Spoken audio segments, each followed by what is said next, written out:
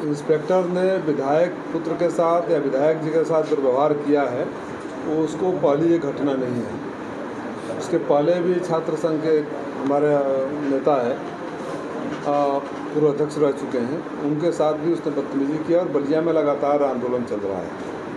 सवाल ये है कि जो इस तरह अधिकारी बेलगाम हो गए हैं, बदतमीजी पर उतर आए हैं, उनका अहंकारी हो गए हैं, इसकी जिम्मेदारी किसकी है?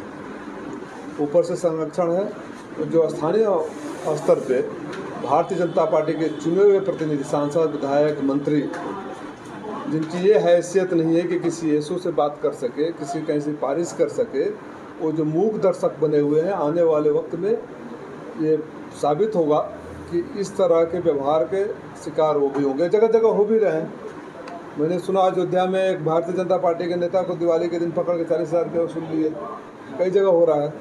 तो इस तरह ऋण विहीन सत्ताधारी जो सांसद, विधायक, मंत्री हैं, वो जिम्मेदार हैं कि राजनीति में जो अधिकारियों की जवाबदेही बनती है जनप्रतिनिधियों के प्रति, जनता के प्रति या सिस्टम के प्रति, वो जवाबदेही ख़त्म हो रही है।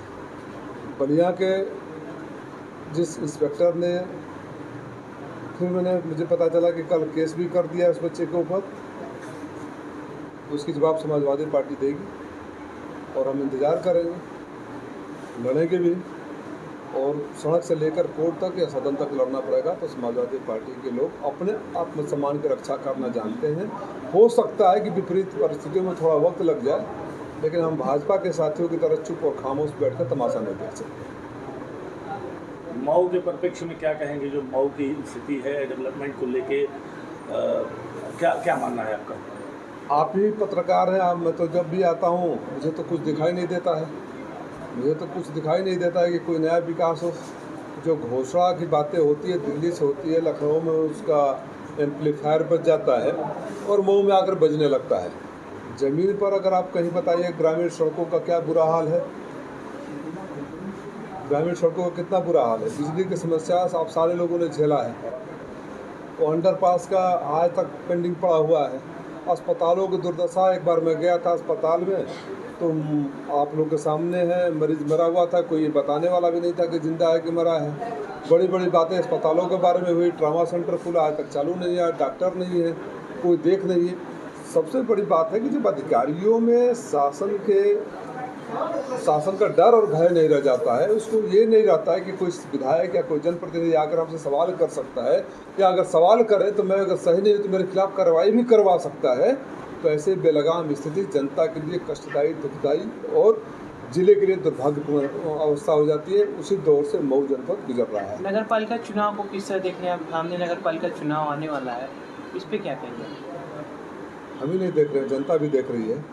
नगर पालिका के क्षेत्र में अगर कुछ कार्य किया गया हो, नगर पालिका में अगर आपको लगता है कि भारतीय जनता पार्टी की सरकार ने कुछ विकास किया हो, आप खाली वो जातीय राजनीति करेंगे, धार्मिक राजनीति करेंगे, सीमाएं बढ़ा देंगे, काम नहीं करेंगे, तो सड़क पर कोई जात विशेष का थोड़ी चलता है।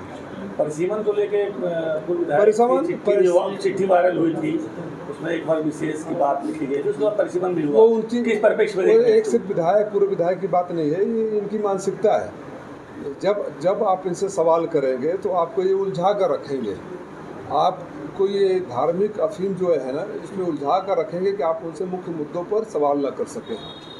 सच्चाई ये है कि इस देश में, यह देश हम सबके लिए शर्म की बात है। कोई मैं राजनीतिक पार्टी का कार्यकर्ता होगा विरोध कर अपनी छाती नहीं ठोक रहा हूँ कि आज भूखमरी में जो हिंदुस्तान बांग्लादेश, नेपाल और श्रीलंका, पाकिस्तान से भी निचले स्तर पर आ गया हो, जो करप्शन में सबसे ज़्यादा हो गया हो, जिसका वर्ल्ड बैंक ने रैंकिंग ख़त्म कर नीचे कर दी हो, उसको आप बोलेंगे आपका डंका बज रहा है, आपका डंका बज रहा है। क्योंकि जब आपके सामने बार बार हिंदू मुसलमान की बातें नहीं होगी तो आप बेरोजगारी की बात करोगे। मैं ये जानना चाहता हूँ कि देश का सम्मान अब किसके कदमों में पड़ा हुआ है। भारतीय जनता पार्टी के मंत्री, सांसद और प्रधानमंत्री जी के भाषण याद कर लीजिए। प्रधानमंत्री जी जो तर्क और तथ्य दिया करते थे पेट्रोलियम पदार्थों के बढ़ती कीमतों के संदर्भ में या डॉलर के संदर्भ में रुपए की घटती कीमतों का, वो आज तक कहाँ चला गया है। जो एक हमारी बड़ी बहन केंद्रीय मंत्री है, कभी प्याज लेकर तो कभी सिलेंडर लेकर सड़कों पर बैठ जाती थी, वो आज दिखाई नहीं दे रही है। जिस तरह से महिलाओं में, वो तो उत्तर प्रदेश के सांसद भी हैं, जिस तरह से उत्तर प्रदेश में महिलाओं के प्रति खास तौर से जो अपराध बढ़े हैं, उस पर किसी सांसद, विधायक, मंत्री की आवाज़ सुनी है आपने? मैं स्मृति ईरानी जी से आपके माध्यम से आह्वान करता हूँ कि अपनी कभी कभी रात को सोने से पहले अपने दिल पर हाथ रखकर अंतरात्मा से पूछिए और पुराने दृश्य याद करिए। अगर आपके अंतरात्मा न धिक्कारे, अगर आपको ये न कहे कि आपने अपनी ज़मीन को कहाँ गिरवी रख दिया शासन सत्ता के लिए, तो फिर आप कुछ और ही बात है।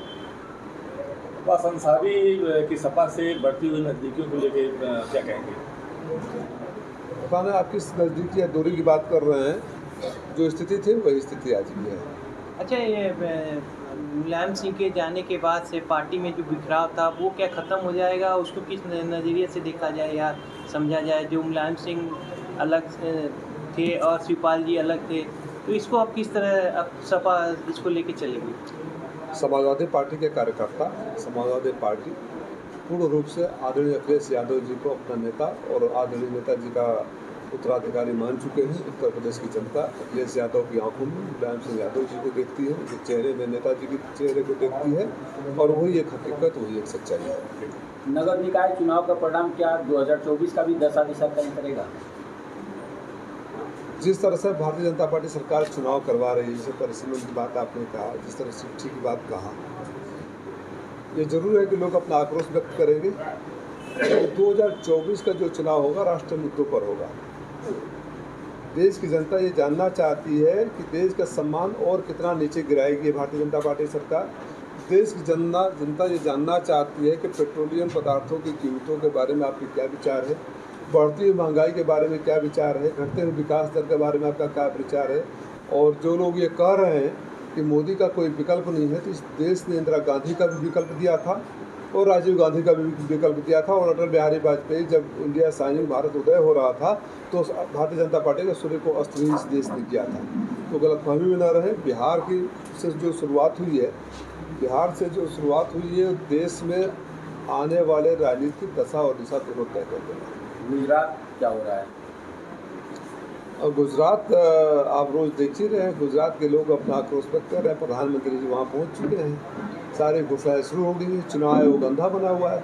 चुनाव आयोग को अखिलेश यादव जी का बयान नज़र आता है, चुनाव आयोग को ये नज़र नहीं आता है जो मैं आपके सामने बैठा हूँ औरों की क्या बात करूँ। तमाम सबूतों में चुनाव आयोग के मुख्य आयुक्त से पूछना चाहता हूँ कि जो हमने वीडियो देख दिया, जो हमने तथ्यों के साथ दिया, जो हमने सबूत दिया, उस पर क्या कार्रवाई किया चुनाव आयोग, वो सार्वजनिक करे।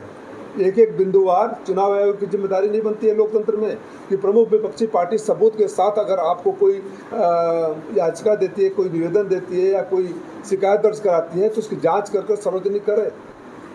तो चुनाव आयोग इस बार इस तरह ऋण विहीन आयोग बन चुका है जो भारतीय जनता पार्टी की भाषा बोलता है। हिमाचल प्रदेश का घोषणा होता है, प्रधानमंत्री जी गुजरात में रहते हैं तो घोषणा नहीं होता है, और तथ्य देते हैं कि आगे पीछे चुनाव था। भाई 2019 वाला 2017 वाला चुनाव क्या था? तो इस तरह के चुनाव आयोग से भी अब लोग निराश हो रहे हैं। और मैं फिर बोल रहा हूँ, अखिलेश यादव जी के बयानों पर सफाई मांगने वाले चुनाव आयोग के मुख्य आयुक्त साहब, आप इस बात पर देश को सफाई दीजिए। अगर हमारे सबूत गलत है तो आकर बोलिए कि जो वीडियो है वो गलत है। आप आकर बोलिए कि जो चिरहरण हो रहा था गलत है। आप आकर बोलिए कि जो इसमें एमएलसी के चुनाव में जिस तरह से किडनैपिंग किया गया, पिटाई किया गया, वीडियो वायरल हुआ, पर्चा दाखिल नहीं करे, वो गलत है। या चुनाव आयोग की नज़रों में वो सही है? अगर चुनाव आयोग की नज़रों में वो सही है तो मुझे शर्म आती है कि हमारे देश का चुनाव आयोग ऐसा हो गया है। क्या देश में यूनिफॉर्म सिविल कोड लागू होना चाहिए? क्या देश में यूनिफॉर्म सिविल कोड लागू होना चाहिए? देश के आज़ादी के समय जो संविधान बना था, सबके राय से संविधान बना था, देश को उसी संविधान के हिसाब से चलना चाहिए।